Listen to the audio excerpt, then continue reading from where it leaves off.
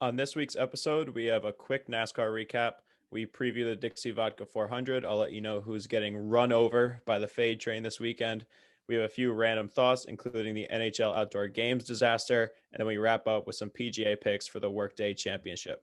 Follow us on Twitter at the Vig Bets for our picks, line updates, and general news throughout sports. This week's episode brought to you by Action 24/7. They are a reliable sportsbook with thousands of active players from all around the world. They cater to everyone's needs with their in-demand products, from in-game sports betting to live casino, esports, and much more. They provide fast payout, great bonus structure, and 24/7 customer support. Put your action on the Dixie Vodka 400, the Workday Championship, and much more. Sign up today and use code THEVIG and receive a 50% welcome bonus on your first deposit. Okay, here we go. Every time I do that ad read now, after you said that about the reliable sportsbook thing, I have to hold in a laugh every single time. I smile every single time. It's so funny to me. I don't know why. Right. I think I smile too. And if I made eye contact with you, I think I would just start laughing. Yeah, I thought you might say something about me putting in actual events this time. I It threw thought me you were, off. Threw me off a little bit. instead of saying it, you just revert back to NFL playoffs. Right. But what we do have on there was the Dixie Vodka 400, some NASCAR. This past weekend's race was awesome. Probably the best race I've ever seen. And disclaimer here, I started watching NASCAR last year when there was literally nothing to watch. So maybe 20 races of my life, but it was just action the whole time. One thing we can say is we have seen all of the races in the Cup Series at the Daytona Road Course, because that was the second one. But it was awesome, and I actually don't like road courses. At least I didn't think so. I really liked that race. But crazy all the way up until the end. Christopher Bell wins. He was at least plus 5,000. I've seen plus 6,600. Elliott spins out. Denny Hamlin spun him out. It wasn't really either of their faults. It was just traffic. And it was really kind of the guy in front of Elliott. Because Elliott had to forget who slam it his was. brakes on, and then it was Christopher Bell, or was it Logano? It might have been Logano. But actually, I think it was further back, because I think it was when they were in like 7th and 8th. They were working their way back to the front. Yeah, and I was big on Kyle Larson last weekend. At least I didn't place any of these bets, but when I'm writing these blogs, I'm going to give out some winners and top 3 picks. I'm not placing them though, but I had Kyle Larson top 3, and he looked real good, and he made that crazy move at the end, spun out, lost. So then there were guys like Kurt Busch, who was in either first or last, it seemed like, the entire race. Like, he went to the back like 3 times. One time he just drove through the grass for about 4 miles. I don't know what he was doing, but well, and it's like Keselowski ended up finishing like 6th, and I thought he was drunk. Yeah.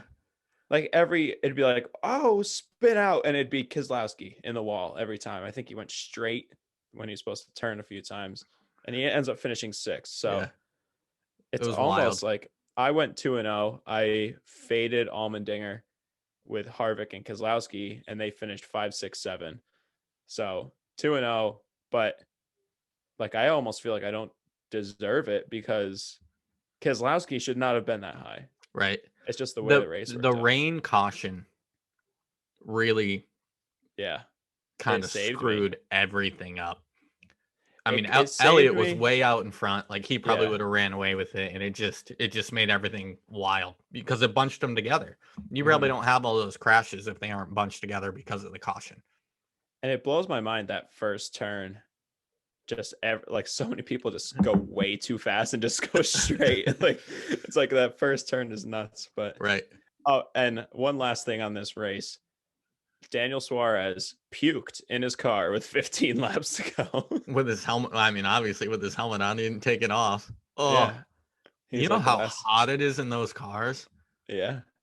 So I guess he's sick. He's like, I started feeling sick. The 25 laps left. Puked, 15 laps left. He's like, those last 15 laps sucked. But that's gross. Yeah. And then moving on to this weekend, Sunday, I think it's 3:30 in Miami for the Dixie Vodka 400. 400 is for miles. It's 267 laps. So that's a mile and a half track. Standard odds: Hamlin, Elliott, top two. Tyler Reddick, 10th favorite. That's surprising. Plus 2,200. I forget who won this race last year. I want to say Hamlin. Yeah, it was either him or Harvick, probably. Yeah, I mean, they won over half the races. Right. So, have you looked into this race at all? I have. You want me to go first? I'm just picking one winner. All right, yeah, let's hear it. So I'm going with fan favorite Kyle Busch. Okay. I just feel like he's probably the most dominant driver at this track in the field. And obviously, with all the struggles last year, you're not generally going to get plus 900 odds on a course that he dominates this much ever. Yeah. So, I mean, he did win the Clash. So, finally got a win under his belt. He had trouble early, but I don't remember. He ended up finishing all right, I think. Yeah, he had a decent race, but he got something. He hit the grass or something. Yeah, And like blew a hole in his hood. Yeah. But he raced good otherwise. Right. So, like I said, I just don't, with plus 900 odds at a track that he's that dominant at, you have to take it, in my opinion. Yeah, I don't hate it. I actually kind of like betting on Kyle Busch this year just because of how much he's dropped. He went from the favorite to not even in the top five anymore.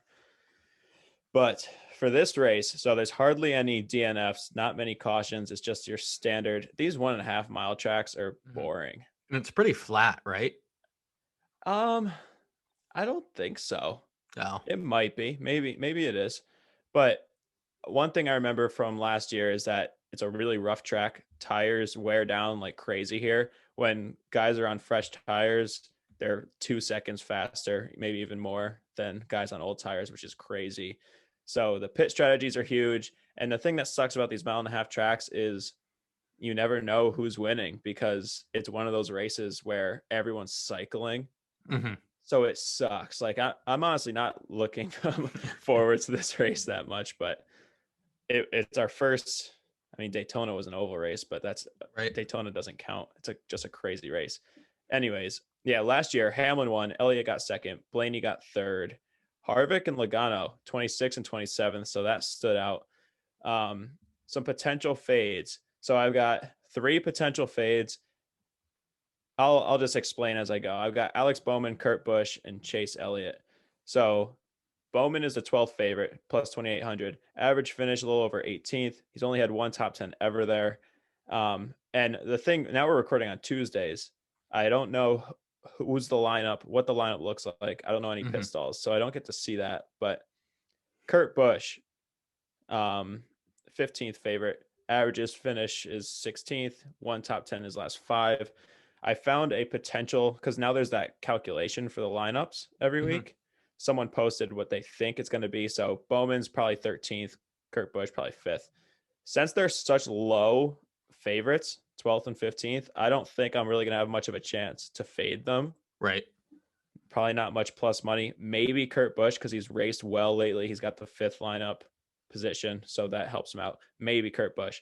I think my most realistic option for Sunday is going to be Chase Elliott.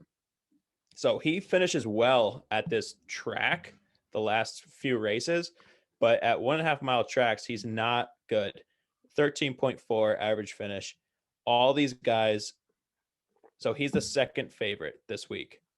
Everyone else in the top 10, minus Tyler Reddick, has a better average finish and better driver ratings than Chase Elliott. So there's definitely going to be plus money. He's the second favorite. Keselowski, Logano, Blaney, Kyle Busch, Larson, Truex, Harvick. They'll all be probably plus money. So I'm most realistically going to fade Elliott. So yeah, that's who I have for fade train. And potential tails. I think I'm going to say this a ton this season.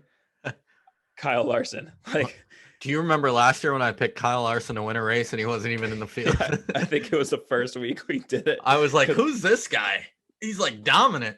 It was like 2 weeks after he got fired. Yep. Like, Kyle Larson, I don't know. And I was like, bad news. And you're like, he's the one who's, and I was like, yep. But he looked good last week too. So at this track, his last 5, he had an And engine he's failure. So Joe Gibbs, right? Hendrick. I was gonna say he's with a big team. It's not like he came back and he's racing one of those And he wasn't small on a good one-off, team. He wasn't on a good team before. right? And he was such a good driver. This is like apparently it is obviously a best team, best build ever. So So let that be a lesson to you. Sometimes getting fired gets you ahead. right. But he had an engine failure, did not finish. 13th year before that, then third, second, and fifth. He's got the 6th best driver rating out of all active drivers here. So he's good. Bad person, bad morals, really good race car driver. So maybe a top 3. He is plus 800, so you're not going to get great numbers there. But that's what I'm looking at for this weekend. Can't wait. I'm going to start pumping units. If I have another good next 2 races, I might start going 3-unit bets on matchups. Nice. But that does it for this weekend's race. Some random thoughts. Dion, what a win. First game in the FCS. Jackson State beats Edward Waters. Is that a person? Is it a team? Yeah, right. I don't know. Beats them 53-0. So gross, smacked. Some stuff got stolen from him after the game. From Dion? Yeah. Like personally or from their team? I think from him, like in the locker room, he had some stuff stolen. I think like an assistant coach saw it happen. Interesting. I don't know, but he got it all back. Is he still working for Barstool? Is he like doing both? Yeah, so I think he's definitely contracted by them, and they did that NFL show, or was it college football? I think it was an NFL show. Maybe he did both. Yeah. So maybe since that's over, there's not much for him to do. Right. This is his side hustles. Being a head coach in the FCS. So this week, Jackson State is playing MS Valley, which MS Valley is not a team I want to gamble on in a physical sport like football. So hammer Jackson State.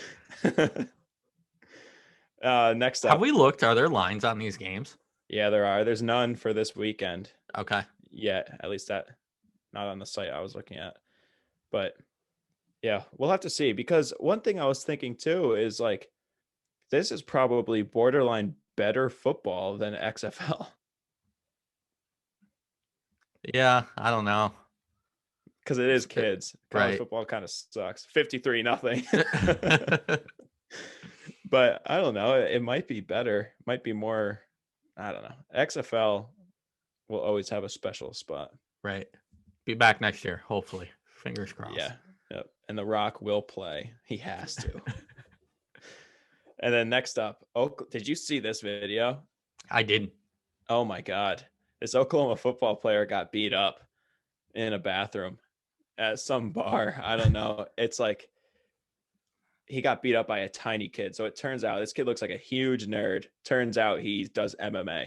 Okay. I was going to say, what is he, like a UFC guy or something? Yeah. So the kid had like a bloody nose or something. So he already must have gotten punched. Mm-hmm. And he did like the classic, like look away. And then he just started teeing off on this football player. So the whole thing's on video?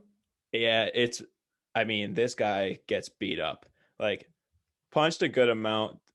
And then he ends up getting in a headlock from behind. Like, it's not good. And one of his buddies is on the ground getting wrestled. It was like, you can't, he's going to get so much shit if he's even going to stay on the team. Yeah. But tough look. Real. And he's like on the ground there by the urinal. Like, it's just piss. Like, it's not a good scene. On the ground by a bathroom, urinal in a bar. In a college bar. It's not where you want to be. And no one had masks on, so it must have been in Oklahoma. Or Florida. Or Florida, yeah. And then, do you know anything about this NBA Top Shot? No. I don't get it. I spent maybe 10 minutes looking at it today. It's investing. It's like sports cards, but not. So I think we've talked about, maybe when we had Jameis on, how you can kind of buy shares into sports cards. Mm-hmm. It's like that, but it's clips. So you can buy like LeBron's block from Game 7 Okay. and you own it. But you don't own like the exclusive rights. Like we can go on YouTube, it's on Twitter, Right. whatever. Right. But you own it. It's this company. So And if it you, ever gets used in like a documentary or something I like don't that, know. do I you don't get think you get like any. royalties on it? No. So It's what's the like point? it's like collecting. I have no idea. But people, they're going for like tens of thousands of dollars. So I'm trying to figure it out. I can't. They're selling like they're all sold out right now, but you buy like a mystery bundle. It's like Mhm. $14 and you open it just like a pack of cards and you see Yeah. what you get. But it's And all then virtual. You don't have like anything in hand. no, it's a video. They don't send you a It's like VHS. it's like what did I get in this pack? And it's a 15-second clip of LeBron dunking. Right. It's really strange, but it's like the hot thing And like, right how do now. you sell it? Like, can you trade them somehow? On the website, I don't know if you can trade, but they're listed on the website for sale. Okay. And it's like there's a LeBron dunk from this year, and the lowest ask is $100,000 for it. That makes no sense. I'm trying to figure it out. Right. I Right. signed up for their email notifications to hear about the next drop so I can buy like a $9 pack. And just see Just what you get.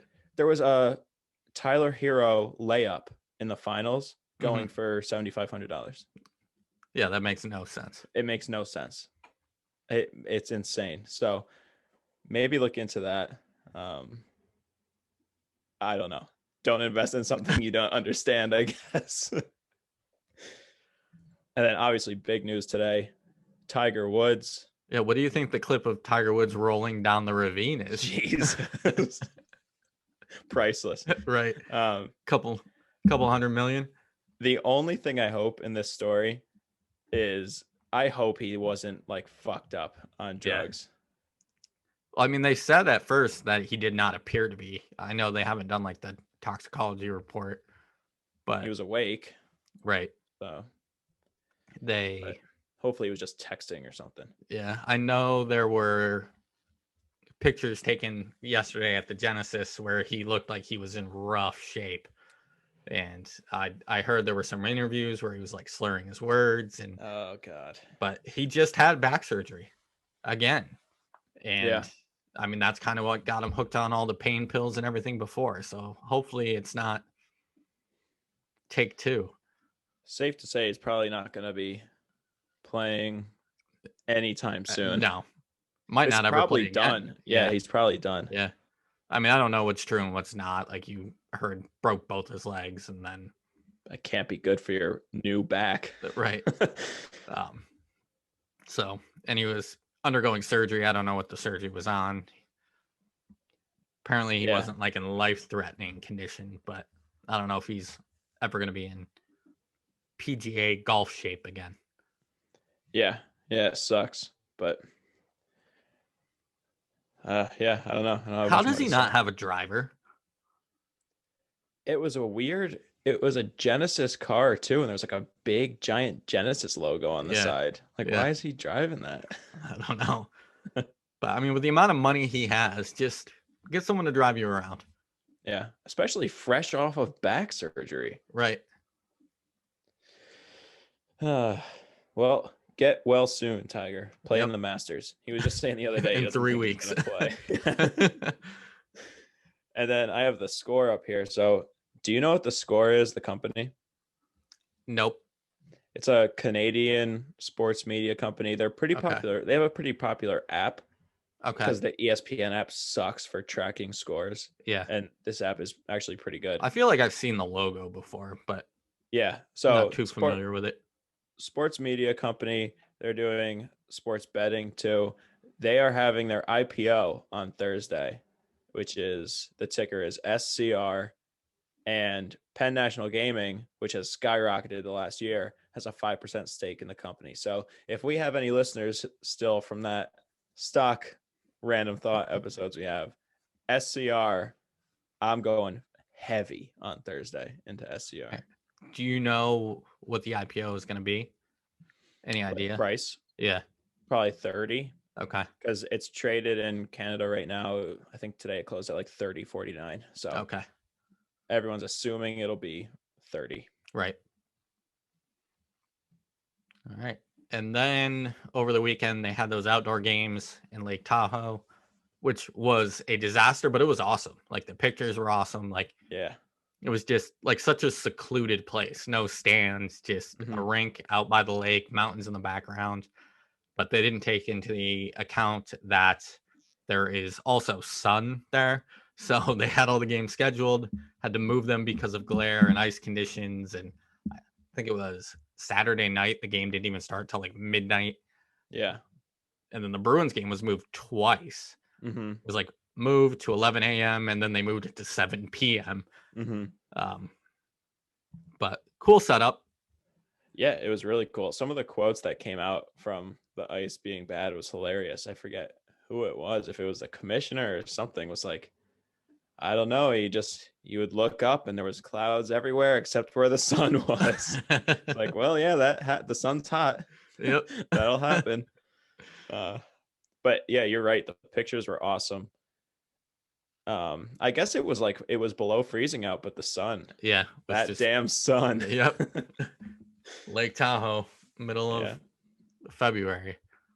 Right. I mean, Lake Tahoe, does it get that cold there? It's Utah, right? Yeah. Oh, yeah, Utah gets cold. It's in the mountains. I just imagine Utah is like a hot place, but I guess not. But yeah, pretty cool. Never see that again, probably, because fans will be back and they'll go back to football stadiums, baseball stadiums. Yeah. I actually liked it better than those venues. Yeah, I mean, I'm sure the players did too.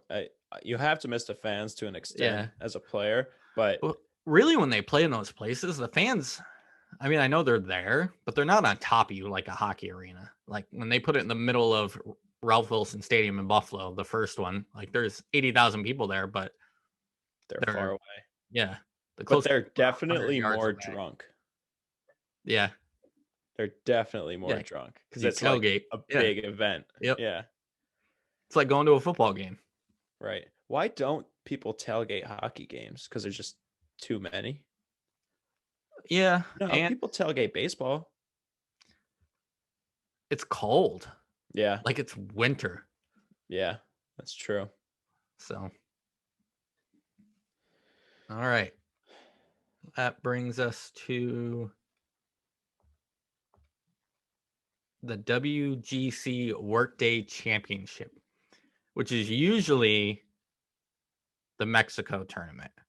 But because of COVID, it's not in Mexico this year. They're having it in Florida at, I think it's one of Jack's newer courses he designed. Real long course. I don't know how much research you did into the course, but there are 4 par 5s all over 550. The 6th hole is 606 yards. It's the toughest hole on the course. So if you're not a bomber, you're probably going to struggle this weekend. And then the greens are Bermuda, which is traditionally pretty difficult. And I guess they're all kind of like undulating greens, going to be really difficult to putt. And the specific layout of the course is so that no 2 holes will have the same wind factor on it. So you can't even really get used to that. So yeah, I love tournaments like this where it's just like, well, you got to be able to drive, but you also have to be able to putt. And by the way, the wind's going to fuck you every direction on every hole. So right. So this is the first time the tour is going to be playing this course. I think it's funny that because of COVID, they won't go to Mexico, but they're like, we'll have it in Florida. Right. It's like there's no rules. Probably so much worse. International travel. Yep.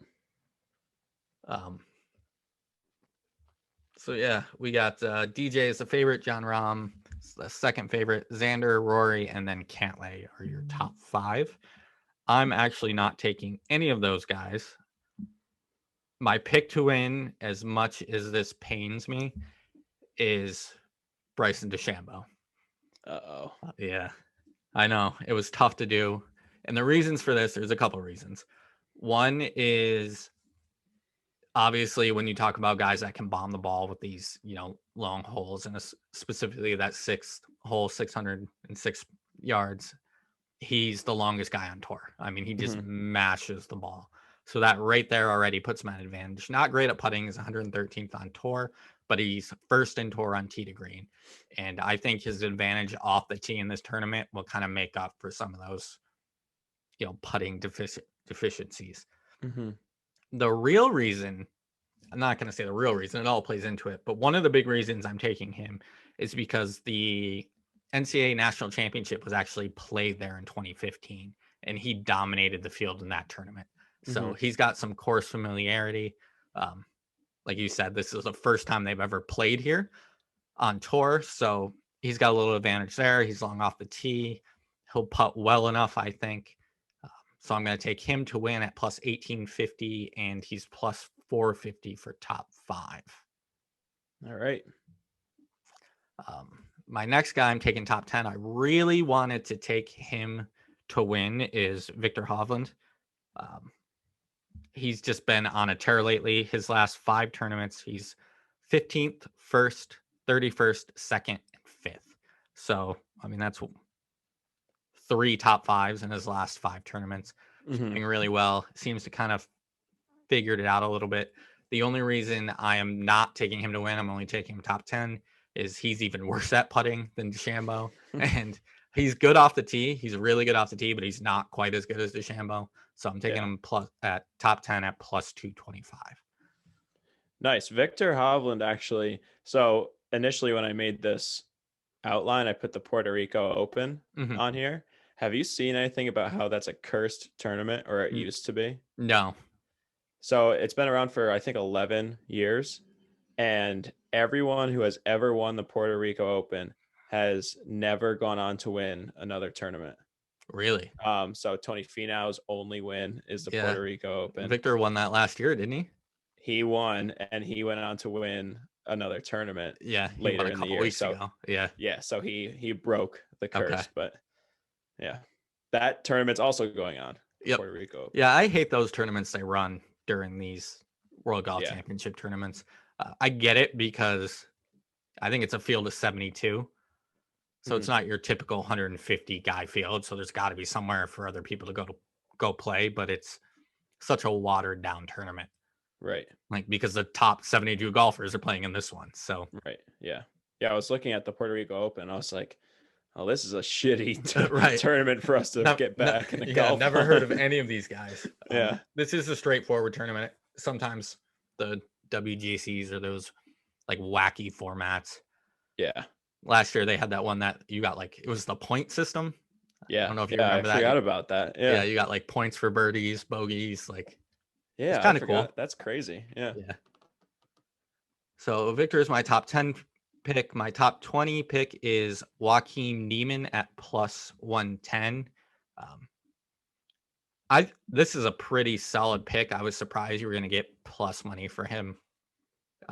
At a top 20, he's 48th on tour in putting, 12th tee to green.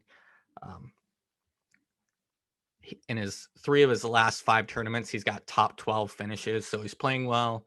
He kind of fits this course, tee to green, putting, top 50 in both of those. So I think that's a pretty safe bet.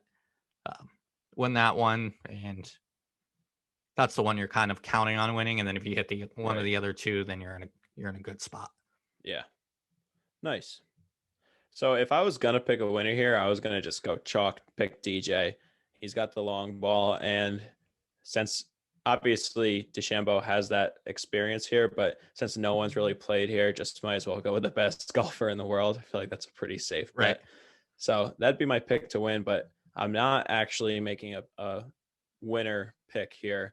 I am gonna stick with the fade train and bring it over to golf. I'm gonna fade Jon Rahm this tournament. So my reason behind that, I looked at, there's 3 people that get plus money against Jon Rahm. I got Rory, which I hate to gamble on him. I've got Xander. So Rory's plus 125, got Xander at even money. And I have Justin Thomas, who I also hate to bet on, is at plus 125. But I looked at all these guys' stats in WGCs. Jon Rahm finishes 25th on average. He's only got 2 top 5s in his 9 WGC tournaments, one of those being his first ever WGC. So it's been quite a while since he's really performed well. Rory's 13.7 average finish, 9 top 10s in his 13 WGCs. Xander, 20 average finish, 3 top 10s in his last 5. He's set. I don't even know what this means, but I know being second is good. He's second on tour in both adjusted scores and the all around. Do you know what all around? Just all around golf. Yeah. I wonder if it's like just strokes gained total, where they take into account driving, tee to green, scrambling. And what's adjusted scores? What does that mean? Adjusted scores is when they take like the slope rating. Okay. So each course has like the slope and like the handicap. Mm-hmm. Okay. Yeah. So he's second on tour in those, which is definitely good. Right. Yeah. And then Justin Thomas, 15.4 average finish in WGCs, 6 top 10s in his last 7 WGCs, which includes 4 top 5s and 2 wins, one of which being the most recent WGC. I think it was the St. Jude or something like that. Had a bad week last week. He missed the cut big time. You can't miss the cut here. People were speculating his grandfather died last week. He was probably in his head. I think he'll turn that around, turn it into some motivation into this week. And yeah, I'm fading Rahm, taking all those guys. All right. That's my pick for the week. Yeah. And obviously this week with such a small field, that's why the payouts are pretty low for a golf tournament. Yeah. Usually you're going to get more than plus 450 for the favorite. Right. And I know I've talked about this before. I tweeted out tonight because I was looking at the lines. Still makes absolutely no sense. Rory plus 135 to beat Jon Rahm straight. Rory plus 1.5 is plus 105. I hate the stroke line in gambling. He should be minus 1.5. Why? Because he's getting a 1.5 stroke advantage. He's the underdog. Yeah. So plus 1.5 inherently is a disadvantage in golf. Yeah, because lower score wins. So he's getting a stroke and a half. Rory plus 1.5 is what it is. It's listed at, though. It should be Rory minus 1.5. No, if he's minus 1.5, he's got to beat him by a stroke and a half. But to me, like the plus 1.5, you would do to your total score. Just like you do with every other sport with the spread. Oh, no, he's got to beat him by a stroke and a half. Right. So Rory can lose by a stroke and win because he's plus 1.5. Yes. And that's what doesn't make sense to me. Do you get what I'm saying at least? Yeah, you're trying to take it as in like golf. So if he's right. Like if Rory shoots a 66, he's plus 1.5. So he's 67.5. Right. But that's not what it is. It'd be 64.5. No. Yeah.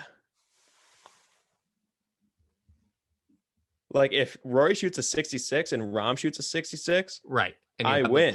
Right. Right. Because he's getting a stroke and a half. Right. So it should be minus 1.5. It's so stupid. It's just it makes me so angry. It's just head to head. So he's getting a stroke and a half. Yeah, I hate it. It should be minus 1.5. Right. Every sport, you take the spread to what their score is, and you do whatever it says, plus minus. Not golf. Well, golf is. I mean, every other sport, the higher score wins. Yeah. So that's just. I hate it. I hate it so much. What do you think would happen if golf the highest score wins?